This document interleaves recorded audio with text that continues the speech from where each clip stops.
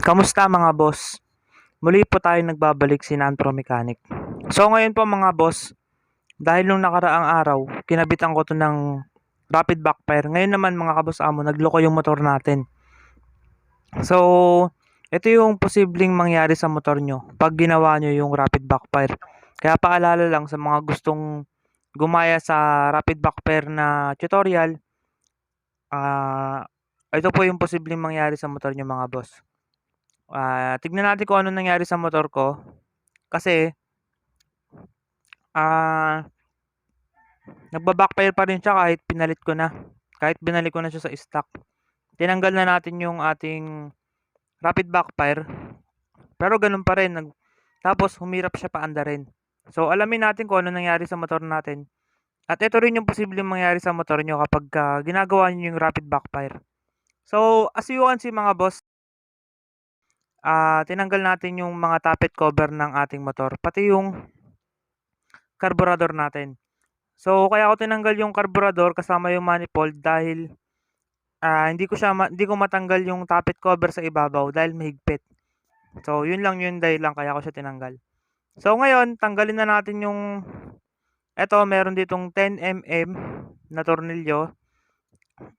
Ayan, gagamit ako diyan ng T-wrench para matanggal 'yan. So bali ang gagawin natin mga kaboss amo, i-check natin kung nasa timing pa ba yung ating makina kasi possible na nawala siya sa timing gawa nga nung rapid backfire na ginawa natin. Kaya yun yung titignan natin. So, sa video na 'to mga boss, malalaman nyo kung totoo ba talaga na pwede talaga makasira yung rapid backfire sa motor. Ayan. So, sama-sama tayong tignan kung ano nangyari dito. Ayan. So, tatanggalin ko na 'tong cover na 'to mga boss. Ito yung tawag dito is yung cam sprocket cover. Ayan, tinanggal natin. Kasi titignan natin kung naka-timing pa o nawala na. Kasi humirap siya paanda rin at the same time, nagba-backfire pa din siya. So, isa sa possible na sira ng motor pag nagba-backfire is yung nawawala sa timing yung ating makina. So, ngayon tuturuan ko kayo kung paano ita-timing ulit. Kung sakali lang na nawala siya sa timing kaya nga i-check natin siya Kaya natin titignan yung makina natin, yung ating timing kung nasa timing pa ba. So, yan. Malalaman nyo naman kasi yan, makikita nyo naman. Wala naman ako masyadong ikakat sa video na to para makita nyo talaga. Ayan mga boss, ang tinatanggal natin dito, yung cover mismo ng ating, meron kasi diyang 17mm. Yun yung iikutin natin para, yun nga, para maikot natin yung magneto at maset natin sa timing mark. Kasi hahanapin natin yung timing mark dun sa ibabaw. Yan, yung cover natin. So, ayan mga boss, natanggal na natin siya gamit ang flat screw. Ayan, so ngayon mga boss, meron ako ditong 17mm. Ayan, 17mm po yan. Para maikot natin yung magneto. Okay? Kasi yan, yung nasa butas na yan, sisilipin natin dyan kung nasa timing pa. Okay? So, okay tong video na to dahil malalaman nyo rin kung paano nga ba ita-timing yung motor natin. So, nakikita nyo yung tuldok na yun mga boss. Ayan, yung tinuturo ko na yan. So, dapat doon siya nakaturo. Ayan o, yung may parang mark dyan. Ayan, doon dapat siya nakaturo. Tapos, dyan yung butas na yan, dapat may timing mark dyan. Tapos, dapat gumagalaw yung mga tappet natin. Okay?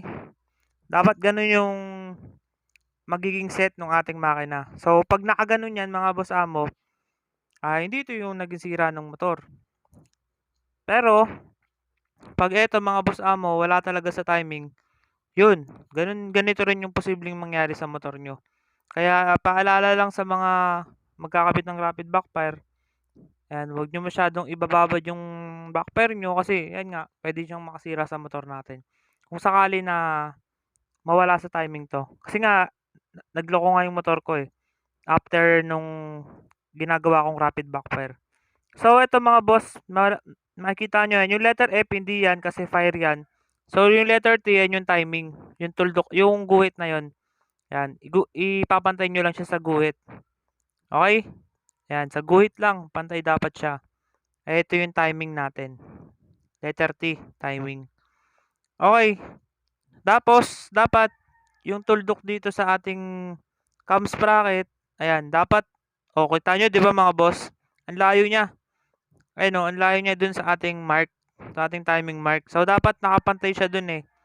Ayan ang layo niya mga boss. Kaya pala, ganun yung nangyari sa motor natin, no? Ayan, yung tinuturo ko ng flat screw. Ayun ang layo niya. Dapat pantay siya dun. Ayan, dapat pantay. So, ito na nga yung mangyayari sa motor natin, no? Nawawala na sa timing kapag nag-rapid backfire tayo. So, kasi nga,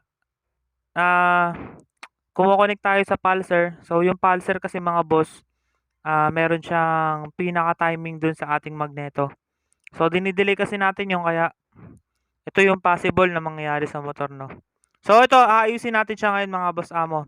Ibabalik natin sa tamang timing. So, ayan, di ba? Kung hindi mo pa alam mag-timing ng motor, saktong-sakto, malalaman nyo dito. Kasi ita-timing natin siya eh. Kasi nga nawala na siya, nagba-backfire pa din siya. Tapos ang hirap niya i-start. So ayun yung mga dahilan yon kapag nawawala sa timing yung ating makina. So ayan, gagamit ako dito ng pamigil sa magneto. Ayan. Kailangan natin ng pamigil para maikot natin yung dalawang bolts sa ating cam sprocket, yung lock niya. So ayan, kinalang natin. So pihitin natin paluwag yung tornilyo na yon. Gamit tayo dyan ng 8mm. 8mm siguro. Nalimutan ko. Ayan. 8mm lang mga boss kasi maliit lang nga pala yung tornilyo dyan. Dalawa lang yan. Ayan. So, zoom lang natin para makita nyo maayos. So, ayan. Ito yung isa. Ayan. Tapos, yung isa, tanggalin na rin natin. Ayan. So, okay to kasi makikita nyo kung paano ako nagda-timing ng motor. Ayan. Pwede nyo siyang ma-apply. Paalala lang guys, huwag nyo masyadong ibababad pag naka-rapid backfire kayo kasi ganito yung mangyayari. Mawawala sa timing. So, ayan mga boss. Ayun layo talaga ng tuldok. Yung may tuldok na yan, dapat nakapantay siya dun eh. Ayan diba? Ang layo. So, ito yung reason kung bakit nagba-backfire pa din yung motor natin. Tapos, ang hirap niya pa andarin. Dati, isang padyak ko lang dito sa motor ko andar na eh. Ayun, ang tagal. So, kaya nag-decide na ako na silipin na kung ano nangyari sa loob. So, ito na nga, nakita na nga natin. Wala na sa timing yung motor natin. So, hindi tayo ayun, dapat mga boss, ayun, dapat nakapantay na yung guhit. Okay? Bago natin kalasin itong cam sprocket natin. So, mahirap magpa-under ng motor kapag papatay-patay tapos ang hirap i-start. Tapos nagba-backfire pa. Hindi ako sanay na ganun yung motor na ginagamit ko. Hindi ako komportable. Kaya dapat maayos talaga natin to. So, gagamit ako dito ng long nose para matanggal yung cam sprocket natin. Ayan. So, ayun lang mga boss. Ganyan lang. Ganyan lang ang pagtanggal. Ayan.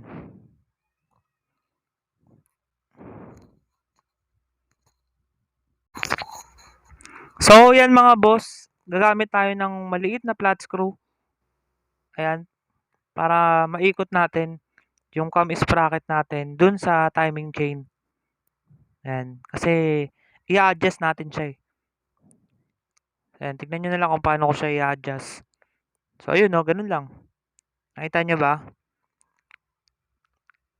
Inangat ko yung chain, yung timing chain gamit yung flat screw para pumantay yung timing mark natin. So, ayun mga boss, nakita nyo. Pantay na siya. So, isang ngipin lang yung in-adjust natin. Okay? Pero pag yung isang ngipin, in-adjust na natin, pero hindi pa rin nakapantay, so, iangat nyo pa siya ng isa. Okay? Gamit lang tayo ng maliit na flat screw. Pero ito, yung nagawa natin dito, is pumantay na siya. So, ayan. Nahirapan lang ako kasi walang hawak ng camera. Papakita ko sa inyo. So ayan mga boss, oh, kita niyo. Ayan.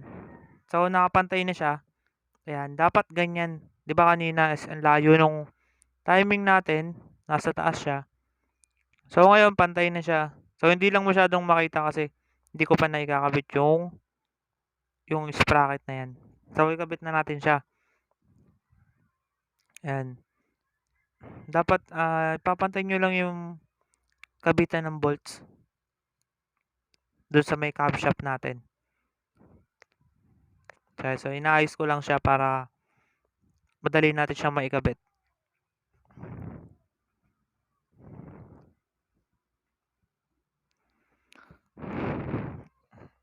So ayun mga boss, ito yung posibleng mangyari 'no, kapag nagra-rapid backfire tayo. Kaya dapat maingat din. So ayan mga boss, oh, okey na. So nakabit na natin sa ating camshaft yung ating cam sprocket, ayan.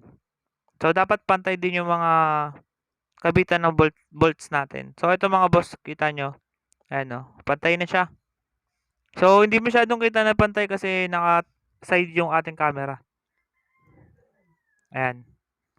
So dapat pantay din dito yung timing, yan katulad niyan. Pantay yung timing natin tapos pantay din dito sa cam sprocket. Tapos dapat yung mga valve natin, ay yung mga tappet natin, dapat gumagalaw yan. So ayun, gumagalaw naman yung mga tappet natin. Kaya eto, ikakabit na natin yung mga bolts ng ating cam sprocket.